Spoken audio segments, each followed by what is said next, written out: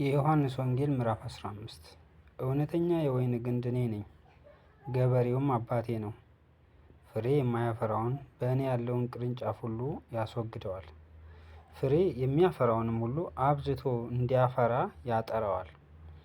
እናንተ ስለነገርኳችሁ ቃል አሁን ንጹሐን ናችሁ። በእኔ ኑሩም እኔም በእናንተ። ቅርንጫፍ በወይኑ ግንድ ባይኖር ከራሱ ፍሬ ሊያፈራ እንዳይቻለው እንዲሁ እናንተ ደግሞ በእኔ ባትኖሩ አትችሉም። እኔ የወይን ግንድ ነኝ፣ እናንተም ቅርንጫፎች ናችሁ።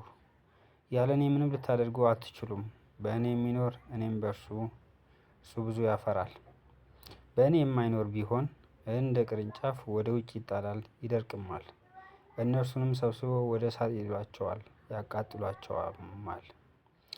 በእኔ ብትኖሩ ቃሎቼም በእናንተ ቢኖሩ የምትወዱትን ሁሉ ለምኑ ይሆንላችሁማል። ብዙ ፍሬ ብታፈሩና ደቀ መዛሙርቴ ብትሆኑ በዚህ አባቴ ይከበራል። አብ እንደወደደኝ እኔ ደግሞ ወደድኋችሁ፣ በፍቅሬ ኑሩ።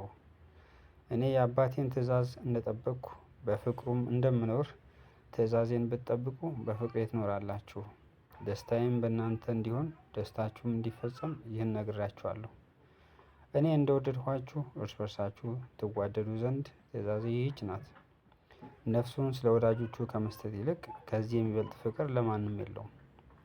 እኔ ያዘዝኋችሁን ሁሉ ብታደርጉ እናንተ ወዳጆቼ ናችሁ።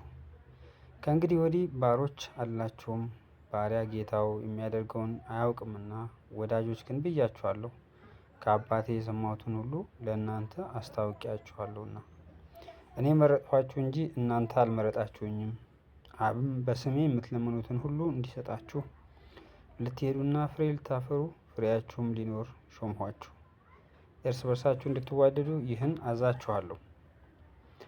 ዓለም ቢጠላችሁ ከእናንተ በፊት እኔን እንደጠላኝ እወቁ። ከዓለምስ ብትሆኑ ዓለም የራሱ የሆነውን ይወድ ነበር። ነገር ግን እኔ ከዓለም መረጥኋችሁ እንጂ ከዓለም ስላይደላችሁ፣ ስለዚህ ዓለም ይጠላችኋል።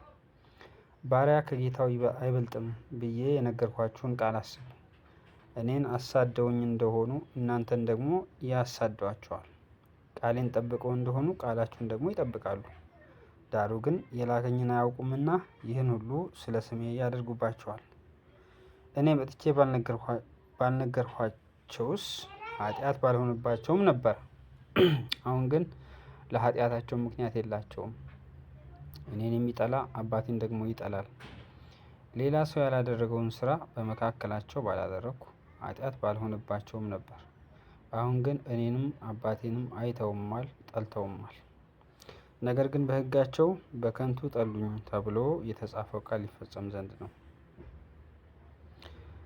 ዳሩ ግን እኔ ከአብ ዘንድ የምልክላችሁ አጽናኝ፣ እርሱም ከአብ የሚወጣ የእውነት መንፈስ በመጣ ጊዜ እርሱ ስለ እኔ ይመሰክራል። እናንተም ደግሞ ከመጀመሪያ ከእኔ ጋር ኖራችኋልና ትመሰክራላችሁ።